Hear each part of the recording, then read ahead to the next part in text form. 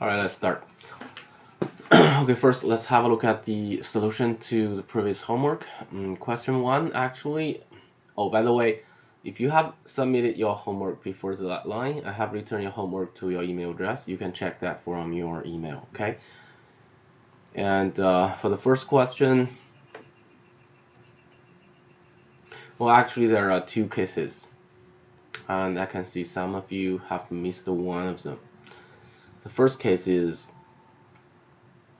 AC could be on one side of line M and BD on the other side. So suppose this is one common case is this is your AB, right? And of course this could be CD. And line M is perpendicular bisector of both of the two sections. So this is line M. Let's call this point is M, this point is N. This is one of the cases. And of course there is another case in which this is your segment AB, and this could be point D and this could be point C, right? And in this case, M is perpendicular bisector of both AB and CD. Again, let's call this is the point M and this is point N. Okay, and again, note that we assume in both cases AB is less than or equal to CD. For the other case, in which AB is greater than CD, we can follow essentially the same proof. So we can let M and N be the midpoints of AB and CD respectively. So AM equals MB and CN equals ND in both cases. And then let's connect AC and BD. In the other case, connect AD and BC. And we draw segment AP perpendicular to CD at point P, and BQ perpendicular to CD at point Q, respectively. Sorry, in this case, we should connect BD and AC.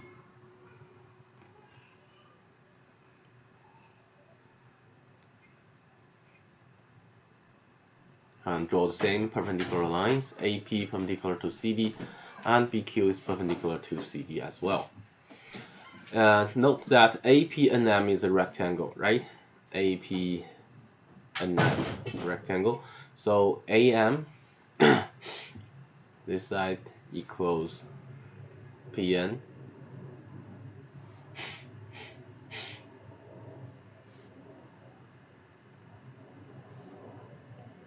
Similarly, BQ&M is also a rectangle, so BM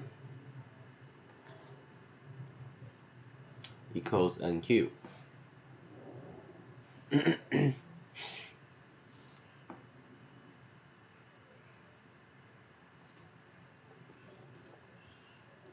Okay, so in the case on the left, we have CP equals CN minus PN, right?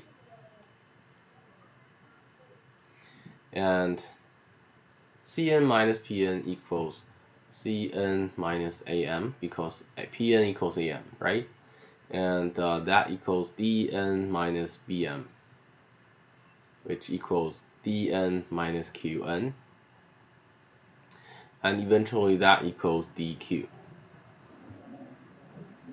And in the other case, we have Cp equals Cn plus Np, and this gives us Dn plus Am, which equals Dn plus Mb, which equals Dn plus Nq, right? And that gives you dq.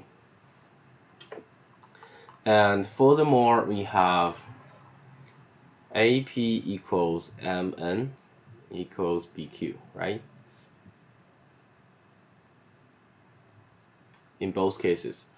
Therefore, we have triangle APC is congruent to triangle BQD.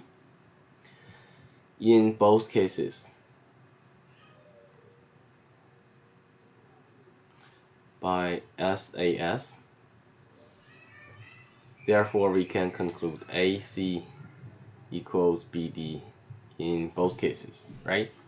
Do not forget there are two possible cases, although the conclusion is the same. Any questions?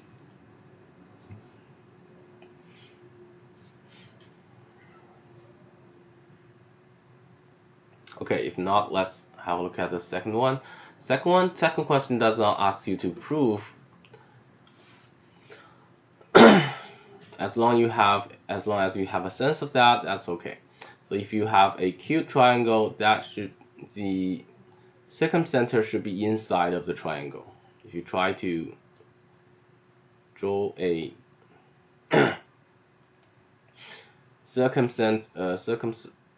circle of that triangle, you can easily find that circumcenter must be inside of the triangle, right? And on the other hand, if you have obtuse triangle, then the circumcenter is outside.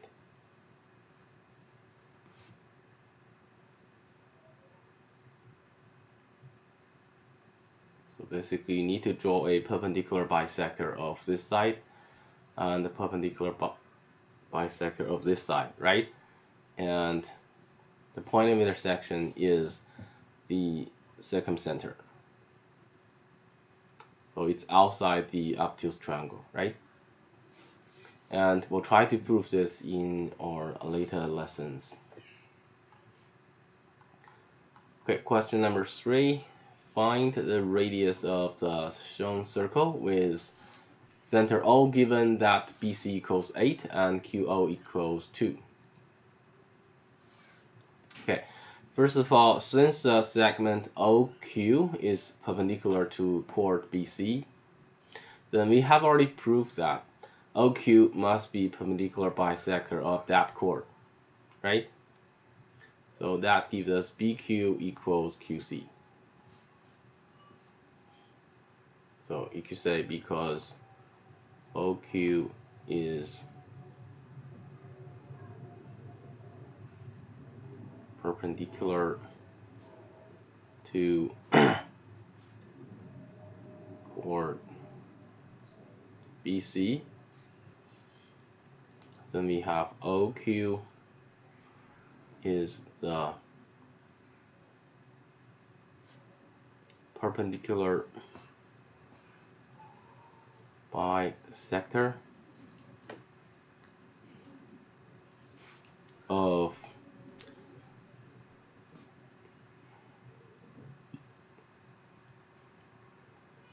BC. Sorry, forgot the bar on top of that. This means QC should equal 1/2 of BC, which equals 4, because BC equals 8.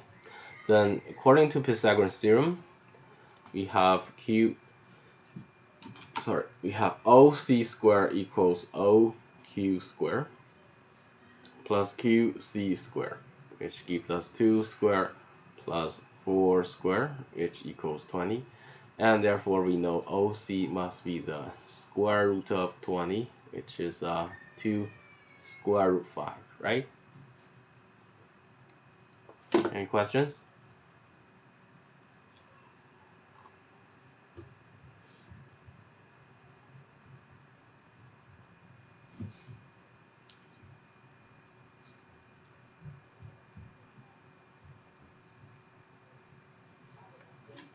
Okay, then next question. Okay, we have a equilateral triangle, and suppose this is a midpoint of each side. Then actually, if you connect these 2 points and connect these 2 points, then this point is a circumcenter, right? And find the circumradius of the equilateral triangle. So we need to find this length. And actually, if you consider this right triangle, this is 36 60, and 90 right triangle, right?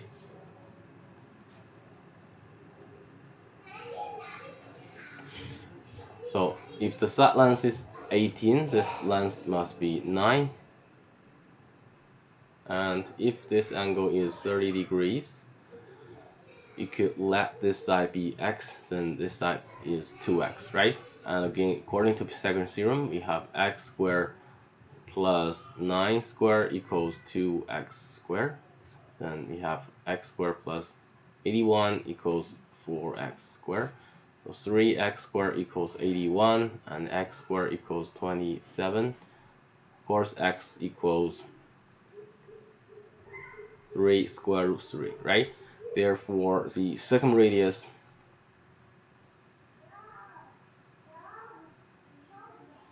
equals 2x, which is 6 square root 3, right? Any questions? No? Okay, good. Then last one.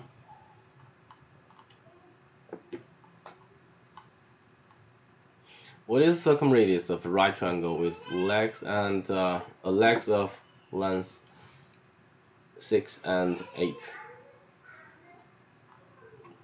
Okay, so if you have a right triangle, circumcenter must be the midpoint of the hypotenuse, right? We have already proved this in our lesson. And if the legs are 6 and 8, then the circumradius must be half of the hypotenuse, which is this side, right? And according to Pythagorean theorem, we have, well, if you let this side be x, then we have 2x squared equals 36 plus 64. So 4x squared equals 100, x squared equals 25, so x equals 5. Then 2x equals 10. Oh, sorry, we're trying to find x, right? So x equals 5, then we know the circumradius. This is your circumradius, which equals 5, right? Okay, any questions?